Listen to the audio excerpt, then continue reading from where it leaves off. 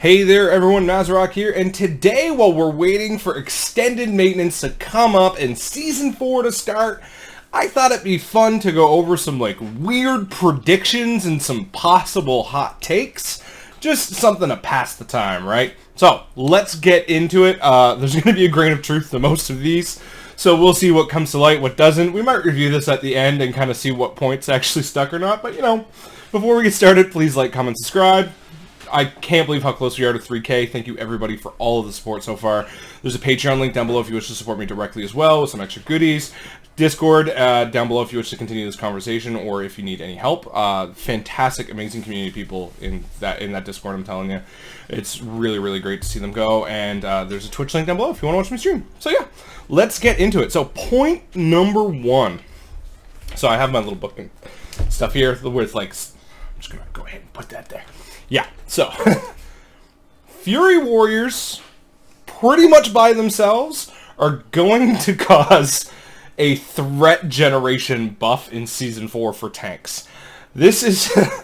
Fury Warriors pull threat now without Biss. Honestly, if you put a Gavel and a Jaethus in their hands, I don't think there's much that any tank is going to be able to do with Gavel running, with the 1 minute buff going, and the Jaethus proc at the same time. I just don't think there's anything tanks are going to be able to do to hold threat on that. So I think that spec might single-handedly cause a threat generation buff for tanks in Season 4. We'll see if that one comes true, but man, I think it's going to be a total crapshoot with that spec, and I'm so excited for Fury Warriors to be able to hold a Jaethus and a Gavel in their hands. If you've ever seen that Mo from The Simpsons where he's got two knives, and he's like, this is pretty terrific, actually I'm going to put that meme up. I made one, so I'm going to put one up right here on the screen, but that's how I think Fury Warriors are going to feel in Season 4.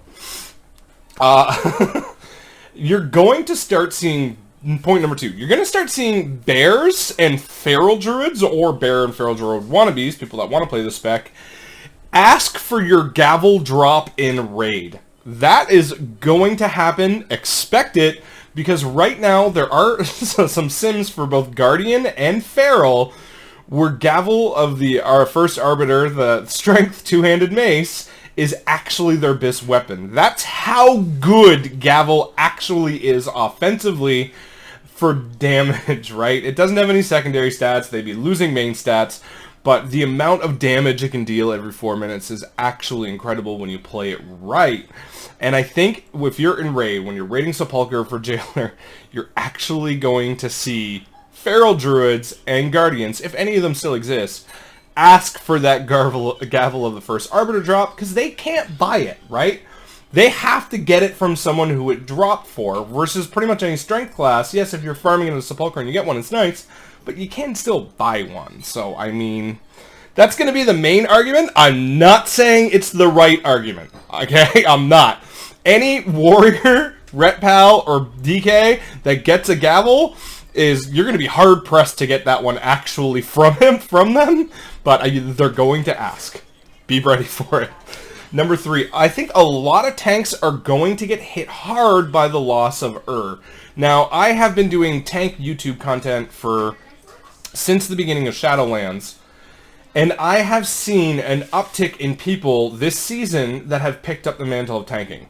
Right? There's been a lot more people that have decided to pick up and go and tank because they've just gone through most of an expansion struggling to get in keys with their favorite spec, be it Fury Warrior, Ret Paladin, any of the DK specs. I mean, Boomkin right now and Feral aren't great DPS specs for Mythic Plus. People aren't taking them very often. I mean, they're great. They have a lot of utility, but people are meta slaves, right? So there's a lot of comes and goes with that. And right now, there's really none of the tank specs, aside from Havoc, that are even kind of close to the meta right now. So a lot of people are not letting them, aren't taking them as pugs very often, things like that. And I have definitely seen an uptick in people that are new tanks. So a lot of people have only ever really learned how to tank with this in Shadowlands. And I think the loss of and the cooldown reduction is going to hit a lot of tanks like just a brick to the face. And I think that's something that we as tanks need to be prepared for, because even I account for in a lot of my routes and my defensive and offensive timings, right? So I know how quickly I can get shield wall back on my Prot Warrior how quickly I can get back Dancing Rune Weapon if I'm just playing for fun and screwing up, or just not caring and just kind of going with the flow and, you know, not trying to be my most optimal or at my best in every single run, but just, you know, playing good, but just, you know, oh, okay, if I let Dancing Rune Weapon drop off on this pull, we have I'll have it right back for the next pull. It's fine if I don't play super optimally, right? So there's a lot of different things that can happen there, and that's one of the things that I think is going to happen. So fellow tanks, prepare. The loss of is going to hit you a little bit harder than what you think. Another kind of, this is hot topically debated right now. Warlocks are still going to be good, but I don't think they're going to be meta, and Destro's now going to require skill, because before, you could just hit Rain of Fire throughout pretty much the entire dungeon and just crank out damage, where now they're going to be a little bit more cooldown focused, I think, for Destro locks. Demo locks are retaining a lot of their strength, and in all honesty, they are very, very good. The Implosive Potential Legendary, I think you're going to see a rise in Demo locks, and I think you're going to see a rise in AF locks as well, right?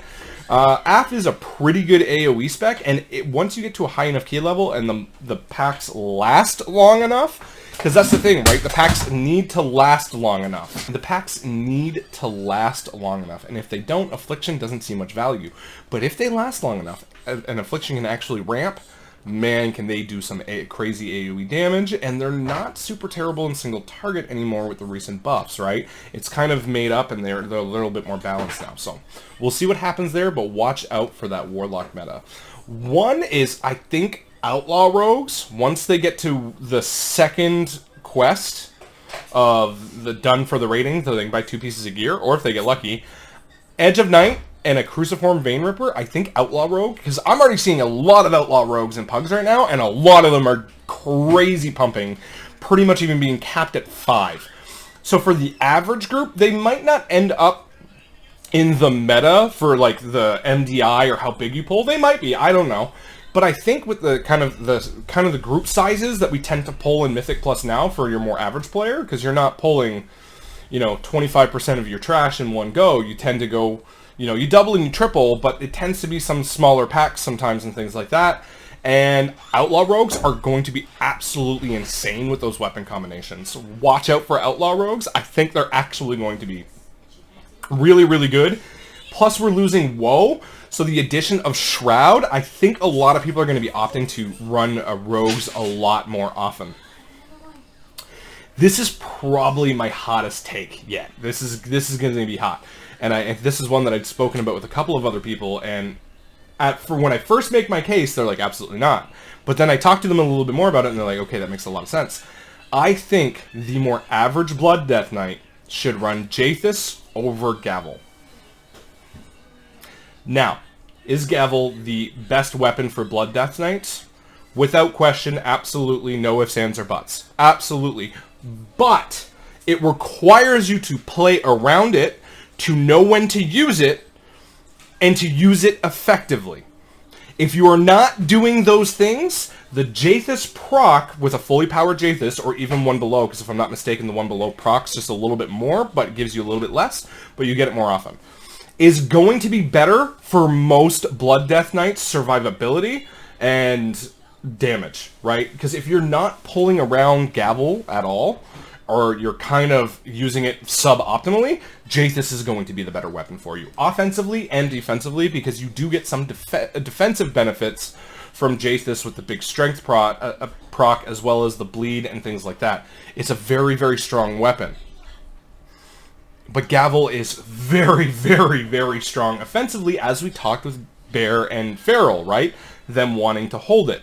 So you're going to see every guy telling you to take Gavel. And you know what? They're not wrong. If you play optimally, they're 100% right. If you play optimally, if you know what you're doing with it and you rock out with it. But the thing is if you use it wrong, Jaethus is just going to be better, because you're going to get way more out of it. Hot take, do you agree with me or not? Whatever have you not. These are, like I said, this is a fun video. We're waiting for extended maintenance. I just wanted to throw some weird thoughts out there that I've been kind of gathering over the last month, and just kind of have some fun. Well, Season 4 is about to release in a couple of hours. I hope you guys are excited. Have yourselves a great day, and thank you very much for listening. Bye.